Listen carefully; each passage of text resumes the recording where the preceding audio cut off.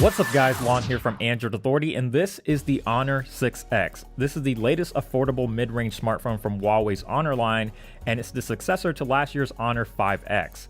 For better or worse, it shares some similarities to the 5X, but they've made quite a few hardware improvements and refined the design to make this phone an even better bargain. It still retains the composite metal design from last year, which means there is metal on this phone, but it's not entirely wrapped in metal, nor is it a unibody design. The backplate is made of metal, which is surrounded by plastic windows on the top and bottom to help with antenna reception, and because the metal doesn't wrap around to the front, you'll find a plastic frame that goes around the outer edges of the glass instead. It doesn't feel quite as high quality or premium as a fully unibody metal smartphone, but the build quality is still pretty top notch, and there isn't much you can really complain about considering the phone's price. Huawei has also given the Honor 6X a much curvier design. The backside tapers down along the edges, and the corners have been rounded off to allow this phone to sit much more comfortably in the hand. The buttons and ports are all in pretty typical locations. The left side houses the power and volume keys, and they're both pretty easy to reach, but they aren't very tactile and don't provide a very satisfying click. It does indeed have a headphone jack which lives up top, and on the right side is the SIM card tray that supports dual SIM or a micro SD card in the second SIM slot if you'd rather have that expandable storage. On the bottom is a micro USB port, so there's no USB Type-C here, which is kind of unfortunate considering how many phones made the leap to USB Type-C this year, but if you haven't transitioned to USB-C yet, then this may not be that big of an issue. Flanking the micro USB port are two speaker grills, with one being a microphone and the other being the actual speaker itself. Like all single bottom firing speakers, it's very easy to muffle with your hand when using the phone in landscape, and I actually found this speaker to be a lot quieter than most other phones that I've used with single speakers. The other unfortunate part about the Honor 6X, aside from the weak speaker, is the lack of NFC. This means no tap to transfer or using mobile payment services like Android Pay, so if you use those type of services on your smartphone, you're simply out of luck with the 6X. Around the back is the fingerprint sensor sitting right below the camera, and in my experience the fingerprint sensor has been great. It's very accurate and fast to unlock, and I rarely ran into issues with it misreading my fingerprint.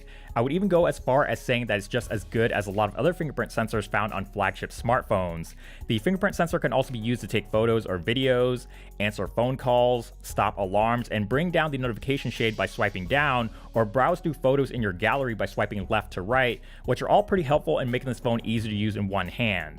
Switching to the front of the phone, you've got a 5.5-inch LCD display with 1080p resolution, and overall it's a fine display. It's plenty sharp and gets bright enough to comfortably see outdoors, but the colors are pretty washed out, which is my only real gripe with this screen. It's still perfectly usable, and the large size still provides for a good experience with browsing the web, playing games, or watching YouTube, and considering this is a rather inexpensive smartphone, the flaws on this display are much more easily forgivable.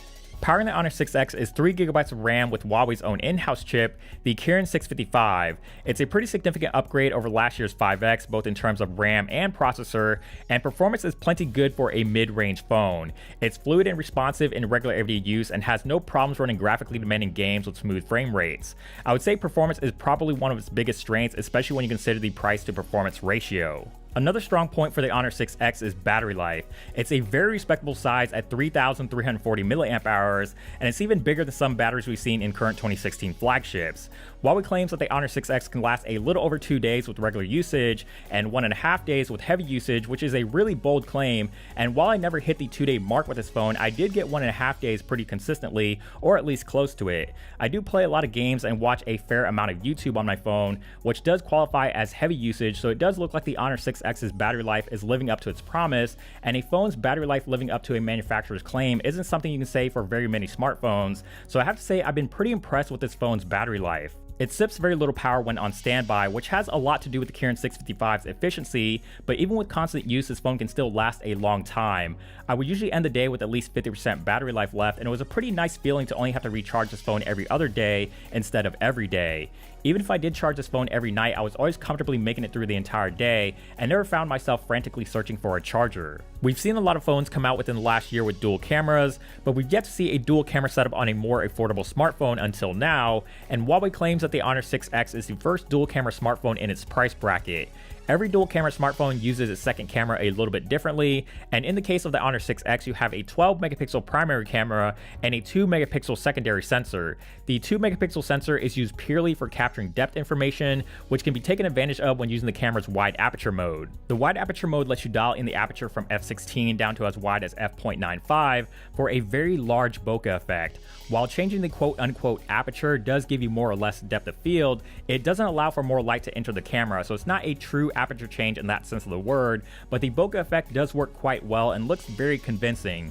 You're also not tied to the original settings and focus point and can change these after the fact to any image taken in this mode, but for best results it's better to keep the focus point on subjects in the foreground, as switching the focus point to subjects in the background can make the bokeh effect look a little artificial. The rest of the camera app is pretty easy to navigate. Swiping to the left takes you to the general camera settings, and swiping to the right will give you access to a good selection of different shooting modes, including a beauty mode, night shot, manual mode, and a mode for scanning documents. The overall camera experience has been quite impressive. It's fast to focus and capture photos, and the photos are surprisingly very pleasant, especially for a mid-range phone. The photos have great color, are well detailed, and does a great job with balancing highlights and shadows, which I didn't expect on a phone of this caliber. It also performs fairly well in low light. Highlights are mostly kept in check, with only a few rare occasions where they would appear overly bloomy or overexposed. It's only in the worst of low light situations does the camera completely fall apart, but most low light shots are perfectly usable with a fair amount of detail and noise being kept to a minimum.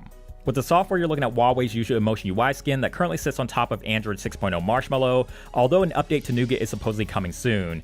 It's very bright, colorful, somewhat cartoonish, and everything else that you normally expect from Emotion UI, like transparency effects and the lack of an app drawer. The notification panel is still split into two tabs, with one for notifications and the other for toggles, which doesn't feel as easy to use as stock Android, and when you have a long list of notifications, it becomes nearly impossible to swipe over to the quick toggles panel without accidentally clearing out your notifications. For an unlocked phone, it also comes with quite a few bloatware applications pre-installed, like Booking.com, CNN, TripAdvisor, News Republic, and Lyft. If you're used to Emotion UI, then this will all feel very familiar, but it may not be an experience that you'll enjoy if you prefer something closer to stock Android. If you're considering picking up an Honor 6X, it's going to put a very small dent in your wallet. It's going for $249.99 unlocked, which is low enough of a price that it doesn't step on the toes of even the most budgeted flagships like the OnePlus 3T, the Axon 7, or even Huawei's own Honor 8, because those are battles that this phone simply cannot win. The Honor 6X knows exactly what it's meant to be, and it's a smartphone package that offers a lot without asking a lot. With dual cameras, a long-lasting battery, an excellent fingerprint sensor, and an asking price of only $250, the Honor 6X is going to be one of the most competitive phones that you'll be able to find in this particular price bracket. As always, thank you guys so much for watching this video. I hope you enjoyed this review of the Honor 6X. If you did, please give it a thumbs up down below, and also subscribe to the channel, which is also down below if you haven't already, and make sure to check us out on social media: Instagram, Twitter, Snapchat, Google+, all that good stuff will be linked down below, and feel free to follow me on social media as well. As always, thank you so much for watching. Keep tuned here to Android Authority, because we are your source for all things Android.